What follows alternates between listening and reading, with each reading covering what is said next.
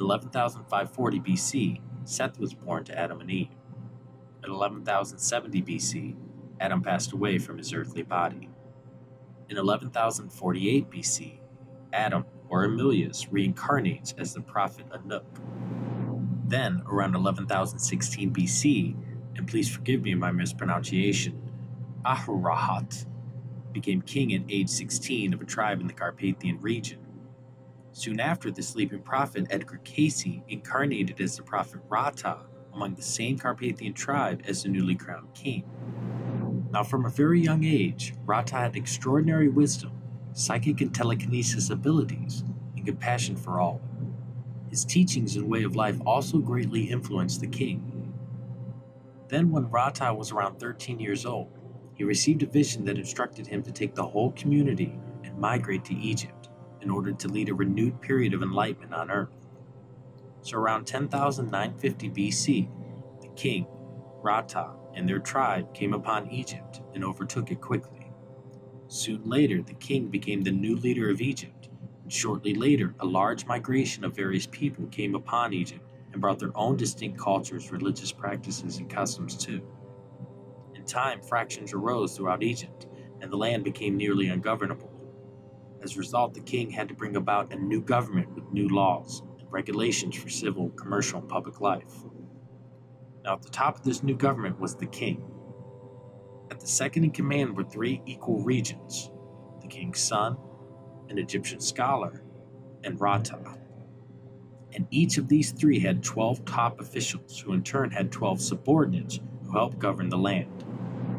Then, when peace and prosperity finally flourished in Egypt, the high priest Rata brought about two new laws that he had observed in other cultures. The first law was about the initiation of an exclusive or monogamous relationship between a man and a woman, and the start of private families within a community. Now, before this law, Egypt and much of the world had segregated men, women, and children from each other, and reproduction was always chosen by the state. However, now Rata hoped to start a new tradition, where small private groups or families consisting of a husband, wife, and their children would make up the community, rather than the communal and segregated way as before. And the second law that was established by Rata was that all ethnicities, cultures, and people were equal under the law of the land. No one was exempt, not even the king, from divine law. Anyone convicted of breaking the law was expelled from Egypt. However, many Atlanteans and other elitists disdained this law because they felt that they were superior to others and should not be categorized with everyone else. Now, after these two laws were established, Rata began to travel the world in order to gather knowledge and secret wisdom for future generations. As Rata was gone, many in Egypt eventually turned away from the laws and Rata's teachings. Nevertheless, when Rata returned, a great turmoil arose when Rata re-implemented all laws and threatened to expel anyone who broke them. As a result, a select group of Atlanteans, Egyptians, and other powerful people decided to conspire against Rata and his laws. They found the most beautiful person in the land, Isis, and began to purposely place them closer and closer together. Over time, they influenced Rata to break his own law and have sexual relations with her. Then, after she became pregnant and secretly conceived a baby girl, the conspirators finally made Rata's contradictory actions known to all, and civil disputes broke out. Thus, with great hesitation and personal strife, the king banished Rata, Isis, and 200 of his close followers from Egypt. After being expelled, Rata and his companions migrated to the land we now call Nubia. Now, during this time, the Nubians were very aggressive and warlike people. However, soon after Rata arrived, the people miraculously reformed. Almost overnight, Nubia transformed into a beacon of order, promise, and compassion.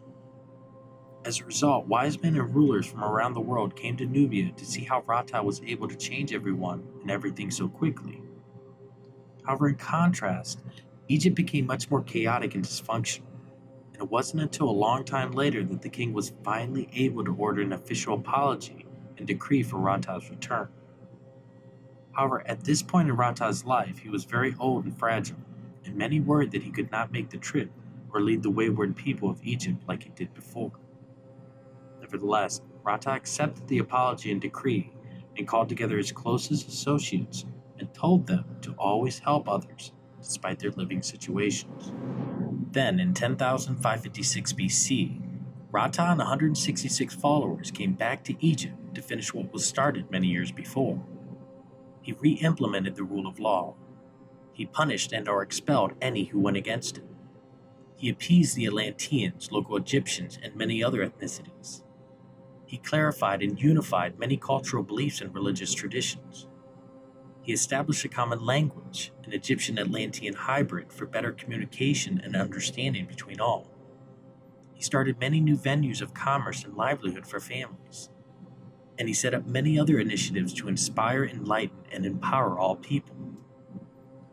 Then after everything was set up and flourishing, a grand ceremony took place, and the old Rata and Isris entered into the Temple of Beauty, and through a secret process Rata learned in Nubia, he completely regenerated their bodies, and they both left the temple as young teenagers. Now this event was seen as a divine miracle around the world because never had the Temple of Beauty transformed a body to a younger version of itself. Therefore, to signify this moment, Rata became known as, and Isris became, and they both led Egypt and the world towards a more spiritual path in life. Then sometime after Rata became Ra, he and the prophet Enoch, who was in fact a reincarnation of Emilius or Jesus, both received a vision that influenced them to set up a select breeding program in order to conceive another earthly body type, along with the black, brown, blue, red, and yellow bodies of the world. Thus, after numerous generations of selected breeding and spiritual preparations, a righteous young lady named Aria was anointed by divine signs to be the mother of a new body type that would usher in the fifth age on Earth. As a result, Ra, Enoch, and many others stayed and prayed with her the entire time of her pregnancy, and also began to summon a righteous being to incarnate into this child. Then the moment finally arrived, and Aria immaculately conceived a baby girl whose soul and being had never lived in the physical world, and whose aura protruded out of her earthly body. They named her Tar-Elu, or Body of Light, and made a worldwide proclamation that a new body type was conceived on Earth. Soon afterwards, many beings came to see the child for themselves and were amazed by her exterior form, glow, and beauty. However, Tar-Elu, who was fully conscious and mobile at birth, was very startled and confused by her new body, physical senses, observations, mobility, and the worshipping behavior of throngs of people towards her every day. Yet Ra and Enoch tried the best they could to normalize her life and protect her innocence and righteousness from others. Then from 10,490 to 10,390 BC, under the leadership of Ra, Enoch, and others, the Giza Initiative was engineered and constructed in the same sacred area as the much older Sphinx. They built the Grand Pyramid to be a natural but multifaceted machine that could be a hospital, an interstellar and interdimensional communicator, a chakra resonator, a history book, a computer, an astrological calendar, and a beacon of the past for future generations on Earth. Moreover, under the paw of the Sphinx, they built a huge underground facility that hid away many ancient technologies, texts, and artifacts from the previous ages on Earth. However, soon after the completion of the pyramids and the subterranean facility, Ra, or Edgar Cayce, passed away from the Earth, and even though he instructed everyone not to do so, later generations would deify him as a god. Now, after the bodily death of Ra, Ta-Elu fell into great despair, and despite the numerous pleas and interventions by Enoch and others, she left Egypt to wander the world with a single companion. What had originally begun as a grand endeavor ended as an epic tragedy. And when Tar-Elu passed away in 10,300 BC, her soul went straight to the realms of Saturn to purge all experiences of this incarnation, and then she journeyed for eons to reascend into the more spiritual realms of existence. Now, after the passing of Tar-Elu, Enoch constructed a huge public library at Alexandria and then dedicated it to her. And sometime after the completion of the library, Anouk received numerous visions that another catastrophic period was coming to the Earth, and a rapid descent of consciousness would soon follow. As a result, many within present-day Middle East believed in Anouk and took shelter within mountains and within the Earth, while other populations mocked him and continued with their daily lives. Then in 10,014 BC, true to Anouk's vision, the third and final Atlantean destruction began on Earth, and for nearly 1,000 years the Earth's poles, climate, environment, and topography continuously changed. Millions of beings and species perished, while the remaining islands of Atlantis, including Pisidia, sunk into the ocean. Most of the renowned architecture and engineering marvels of the day were destroyed, and many high-technology devices were either lost, broken, rendered useless with no sustainable power supply, or hidden away by Anouk and other righteous-minded beings. Nevertheless, a few spaceships, weaponry, and other technology were held by the Dark Brotherhoods of the world, especially the Shem-Sahara. Now it should be noted that the biblical account of the Great Flood is actually a conflagration of the first, second, and third destructive periods of Atlantis, and that Noah and the Ark came from the last destructive period. Also, the Ark still exists today in Turkey for those interested. Then around 9000 BC, the poles finally obtained equilibrium, and the Earth became stable once again.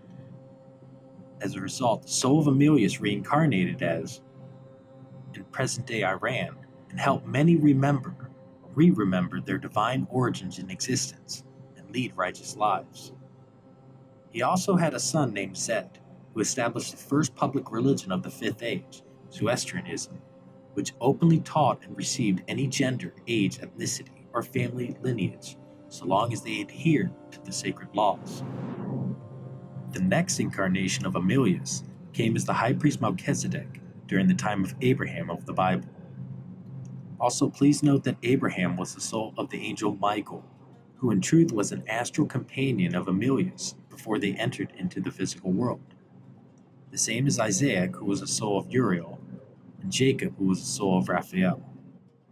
Melchizedek spent most of his time battling against the Shem-Sahara, or the followers of Horus, that soon began after the final destructive period of Atlantis. This ancient version of the Illuminati sought to control the world through any means necessary, and in order to combat them, Melchizedek started the original order of the Freemasons, who for over 10,000 years defended the earth from the Shem-Sahara until they eventually became corrupted and a part of the Illuminati around 1200 CE. Moreover, Melchizedek also established the original community of Essenes in order to preserve a spiritually and physically pure group of people that would later be able to conceive a future incarnation of his being, aka Jesus.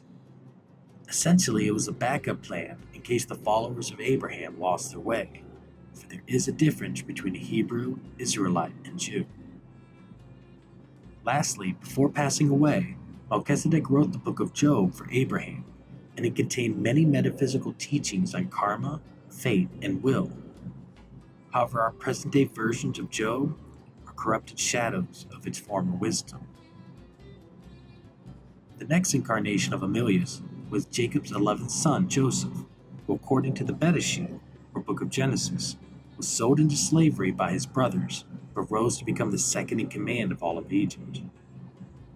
However, it should be noted that the biblical Abraham, Isaac, Jacob, Joseph, and later Moses, and the Hebrew people were also called the Hyksos tribe of the ancient world, and they were renowned for their intelligence, strict religious principles, fighting abilities, craftsmanship, numerous prophets, and their large noses too.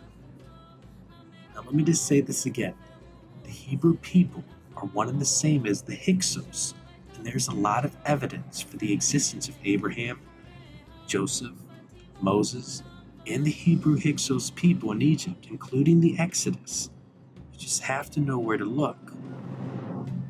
Now after Joseph, Emilius reincarnated as Joshua, a psychic scribe and follower of Moses, who wrote what would later become the books of Genesis, Exodus, Leviticus, Numbers, and Deuteronomy. However, this Joshua should not be confused with the Hebrew general also named Joshua, who in reality conspired against Moses and Emilius and took control of the Hebrew people. Ironically, it was Emilius from a later incarnation who caused this confusion, as we shall see. After Joshua, Emilius reincarnated as Asaph, the musical director and personal seer of King David, who was in fact the soul of Uriel. During Asaph's life, he greatly financed, strengthened, and supported the Freemasons and Essenes that were originally set up by him as Melchizedek. Also, Asaph trained King David's son Solomon, who was the incarnation of the angel Michael, in many mystical arts that he later became famous for. After Asaph, Emilius reincarnated as Jeshua, who became the high priest of Israel and guided many followers back to Israel after the Babylonian exile. Jeshua worked closely with Ezra to make the Hebrew Bible, but unfortunately their earnest attempts of translating and deciphering Emilius' ancient writings as Joshua proved erroneous at times, as mentioned before. Then around 40 BC, within the last pure remnant of the Essenes at Mount Carmel, a miracle occurred and a very elderly woman became pregnant for the first time ever. This was seen as a sign that a special soul and future leader was to be born through this woman. However, when the child was born a girl, many in the Essenes refused to be led by a female leader, even though they claimed to be the most righteous people on earth. Nevertheless, the girl named Judy became a renowned healer, psychic, and prophet.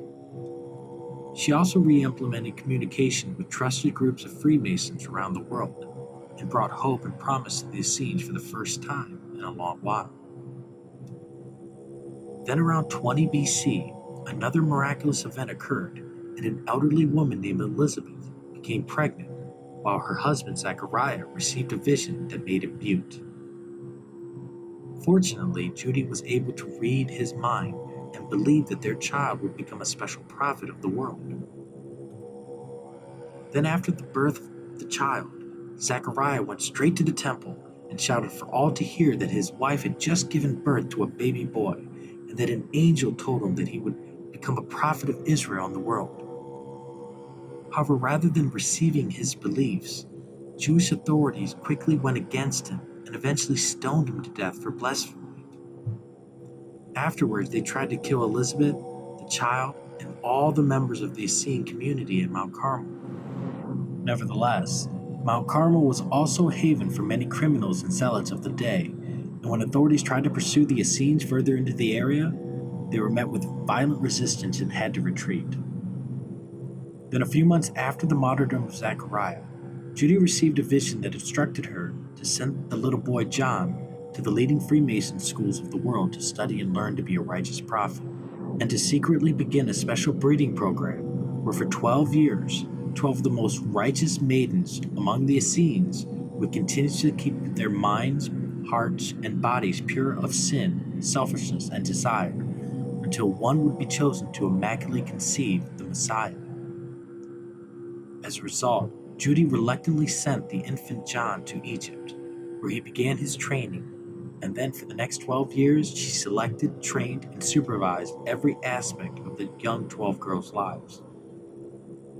Then one day, during morning prayers, a cloud of lightning and thunder quickly came upon the group, and an angel suddenly appeared and immediately flew to a girl named Mary, who became radiant from their interactions.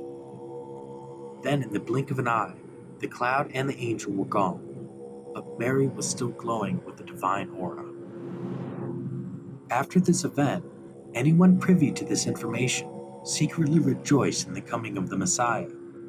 Judy sent secret dispatches to all the uncorrupted Freemason orders of the world, and they in turn prepared for emissaries to witness the reincarnation of Emilius. Then the Essenes voted upon who was going to be the husband and companion to Mary. After much debate, a widowed man 20 years her junior was chosen, and his name was Joseph.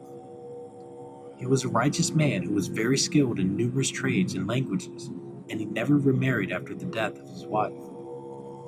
However, at first Joseph refused this responsibility because he felt he was unworthy, and he already had adult children and grandchildren to look after.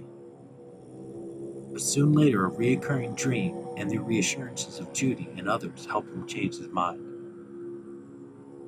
Now, after Mary and Joseph officially became husband and wife under Jewish law, Judy and others started to plan specific agendas and activities that Mary and Joseph must do in order to fulfill the prophecies of the prophets in the scripture. One of these requirements was that the Messiah had to be born in Bethlehem, and fortunately, years before, Judy instructed a loyal Freemason to buy land in Bethlehem so that Elizabeth could give birth to her child, the future John the Baptist, who Judy first assumed was the Messiah until her later vision. Furthermore, the land was still owned by the same man who also established an inn and tavern for commerce, as well as secret lodgings for clandestine meetings and hiding spots for the initiated. Also, it should be noted that many of these same secret areas were built within hollowed-out hills on the property, and even the doors were invisible until they were revealed or previously known. Then, after everything was prepared, Mary, Joseph, and a large caravan of defenders surrounded them but did not give the impression that they were all together, traveled from Mount Carmel to Bethlehem, where Mary, Joseph, and Judy and a few bodyguards hid away in a large secret hill house, while the others dwelled nearby.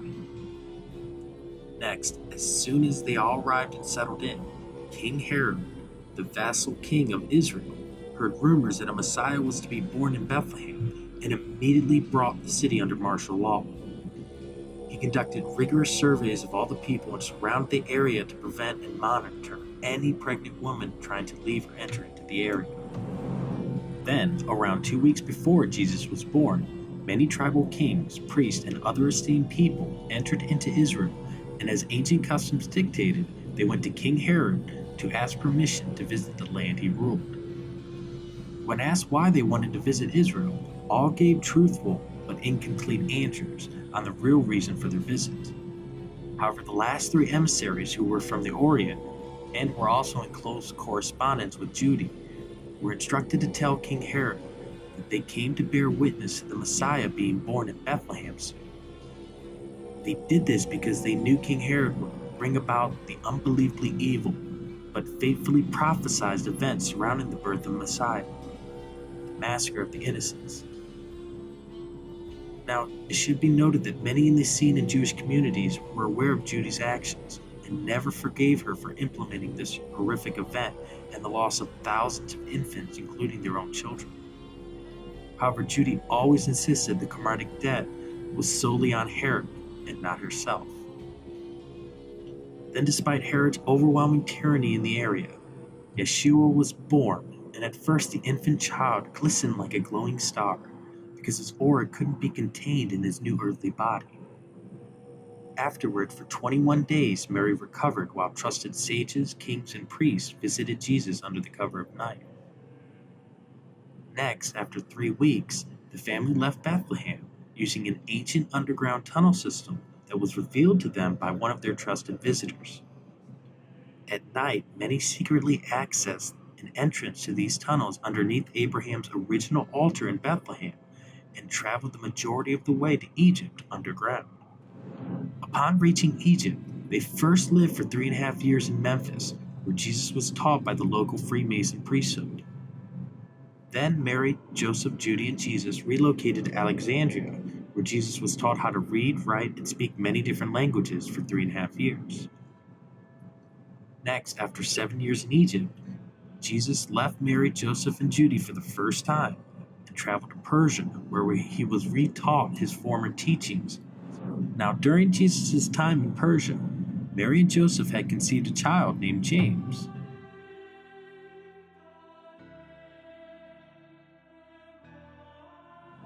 Then after Persia, Jesus went to India, where he openly studied for 4.5 years, and then he had to secretly study for 2.5 more, because Jesus upset the ruling Brahmin priesthood by not observing the social laws and class-based interactions they had. For example, after 4 years among the Brahmins, Jesus began to socialize with the poor, the crippled, the morally unclean, and he also started to preach against segregation, or the classification of any person or natural form on earth. So after Jesus' tumultuous but enlightening stay in India, he traveled to Tibet and lived among the masters of healing and psychic abilities for 7 years. In Tibet, Joseph passed away from the earth, but Jesus never found out until he went back to Egypt to finish his training. As soon as he heard the news, he immediately went to see Mary and For the first time, he saw many of his siblings and family members. Then, after paying respect to Joseph, he returned back to Egypt and spent another 2 years there until he finished his completion of the 30-year training. Upon graduation, Jesus was selected to participate in an ancient secret ceremony that was originally set up by himself as Anunnaki and reestablished by himself as Melchizedek for worthy and righteous members of the Freemason order. Past members including Pythagoras, Plato, Archimedes, and others were all specially chosen to experience this great awakening. Thus, Jesus entered inside the Great Pyramid of Egypt and lied down in the large tomb-like coffin or container within it. Then, through a technological process that is described in great detail by Christopher Dunn, the pyramid was able to emit certain frequencies inside the coffin that allowed Jesus to have an out-of-body experience and suddenly remember all of Amelius's past lives and experiences on Earth. As a result, it was at this moment that Amelius, as Yeshua, pledged to fulfill all karmatic debt that occurred because of his actions, no matter how many reincarnations it would take. Then after the pyramid was turned off, Jesus could only recall selective moments from this experience, but a deep impression of making amends was instilled in his consciousness. After Jesus experienced the Great Awakening, he traveled back to Israel and the Essenes, and upon arriving, as fate would have it, he came across John the Baptist near the River Jordan and was baptized by him. Afterwards, they talked a great deal, and John invited Jesus to stay with him and his community of like-minded people. Jesus accepted and began to live, pray, and baptize others. However, over time, Jesus and John began to have disagreements with each other. At first, it was minor scriptural issues, but it later became more involved with the religious beliefs in daily life. For example, John cared little about the physical world, including his appearance, activities, and small talk with others. He also believed all speech, thought, and activity should be concentrated on the glory of God, and also for the spiritual enlightenment of the willing. In contrast, Jesus cared about his appearance. He enjoyed drinking, eating, and socializing with others, and he liked discussing a wide variety of topics from the mundane to the divine. Therefore, it was respectfully decided by John and Jesus that Jesus continue his ministry elsewhere and take with him any who wanted to follow. As a result, Jesus and 26 disciples left the group and slowly began their own movement in Israel. Now, at this point in Jesus' life, his physical appearance can be described as such: 6 feet tall, thin but muscular physique, long red hair that curled towards the end, bluish-gray eyes, and at most times clean-shaven. He was also considered to be very good-looking, due in part from his exotic features. Furthermore, it should be noted that Yeshua's ministry had thousands of disciples and hundreds of close followers of all ages, genders, and ethnicities. In fact, the 12 apostles were actually the voted upon guardians, judges, or administrators of the thousands of disciples that followed Jesus. There was Judas Iscariot, a very handsome, charismatic, intelligent, and outspoken Judean who was very sympathetic to the zealot calls of the day. He was also very well connected with many influential people, and his nickname was the Twin because he mimicked many of the same mannerisms and speech patterns as Jesus. He was also one of the most trusted members of the group and was appointed the treasurer by all. However, shortly after listening to Jesus' message during the Last Supper, he sought to force Jesus' hand, so to say, against the Romans and the corrupted Jewish leadership. As a result, he secretly sent his aide to tell the Jewish authorities where Jesus was hiding, and because he also assumed that Jesus would respond with resistance rather than submission, he never fathomed that Jesus would so passively let others do what they did to him. Then there were James and John the Beloved, whose father was a very wealthy businessman who owned properties throughout Israel where Jesus and others often stayed. Both James and John were very ambitious people with explosive tempers and stubborn minds. They also grew a very special bond with Peter because of their similar views in life, religion, and politics. And it wasn't until their later lives that a more nonviolent and non-aggressive approach towards others became dominant in their lives. Furthermore, a great prophecy was attached to John, and many, including himself, believed that the end of days would come before he died. Thankfully, Armageddon never came to be. Next was Simon Peter, who was of medium height but was exceedingly burly and strong. He had long hair and short beard, and was usually unkempt and dirty. He was very strong-minded and spoke very bluntly, directly, and some might say crudely to others. His belief system was entrenched in Jewish tradition, and it wasn't until after Jesus died that he finally became enlightened and allowed the Spirit of truth to take a hold of him. In contrast to Peter was his older brother Andrew, who had short, balding hair but had a long beard and was always trying to look his best. He was a lot less reactionary than his brother and was often a calming voice of perspective to Peter, even though he was also strong-minded too. Originally, he was a disciple of John the Baptist, but later became a trusted follower of Jesus and introduced his brother to Jesus too. Next was Nathanael, whose nickname was Bartholomew, and whose family were direct descendants of King David. He was introduced to Jesus by Philip, and his temperament was mostly reserved and quiet, but when he spoke, others listened and usually reflected. After Jesus' passing, he migrated to Armenia and later India because of his deep curiosity and desire to understand the more mystical realms of Jesus' teachings. He collected many ancient books and compiled them together, and they later influenced many renowned scholars and sages. Then there was James, the younger brother of Jude and a cousin to Matthew. He became the least renowned of the three, even though one of his letters later influenced the writing that became known as the Epistle of James. Next was Jude, who, just like his brother James, was of Persian, Roman, and Jewish descent, and was referred to by many names because of his multiple citizenship. He was very sympathetic to the Zealot cause. However, truth be told, he often tried to influence Jesus and others to leave Israel and migrate to an unclaimed land and start a new country that would later bring truth and justice through future generations on earth. Then there was Matthew, or Matthias, who was a tax collector before becoming a follower and scribe to Jesus. His nickname was Levi because of an inside joke where he could remarkably see and identify others from far away.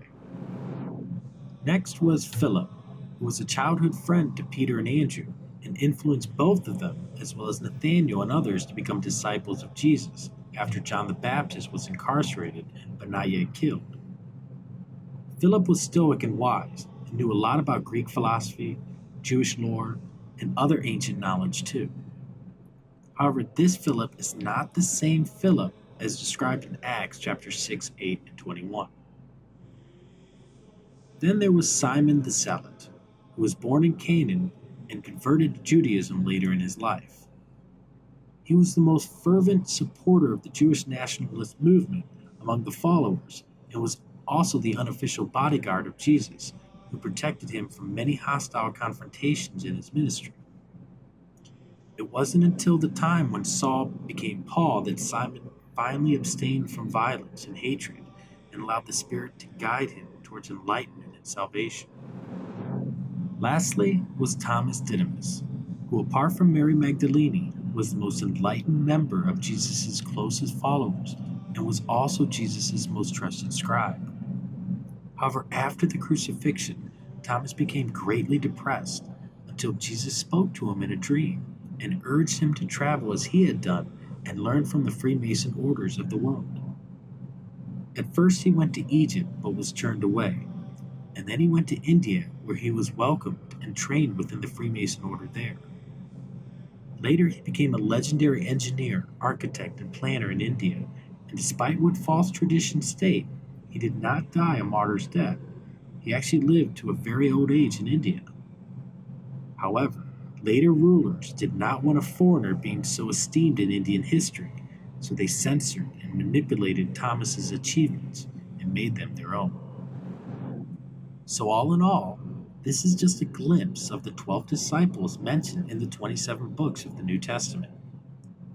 Yet missing from the New Testament is the fact that there were more women disciples than men, and that women played an essential role in Jesus' ministry and early Christian beliefs. Moreover, nowhere does it mention that Jesus' closest disciple was Mary Magdalene, or that she played a central role in spreading Christianity to the world too. Rather, the Flavian dynasty of the 1st century and the Council of Nicaea in 325 AD rewrote Christianity and the New Testament as they saw fit. For example, many of the texts, teachings, and traditions of Christianity actually started around 69 AD, when Vespasian came to power as Emperor of Rome. You see, after the crucifixion and enduring through the murderous and oppressive periods of several Roman emperors, the early Christian faith grew and grew, especially among the middle to upper class in Rome. Many were discussing past lives, reincarnation, the physical nature of reality, as well as the evilness of Rome. Therefore, when Vespasian became emperor, instead of trying to eliminate the new religion, he sought to control it and use it for his own nefarious purpose, 1,000-year Flavian rule of the world.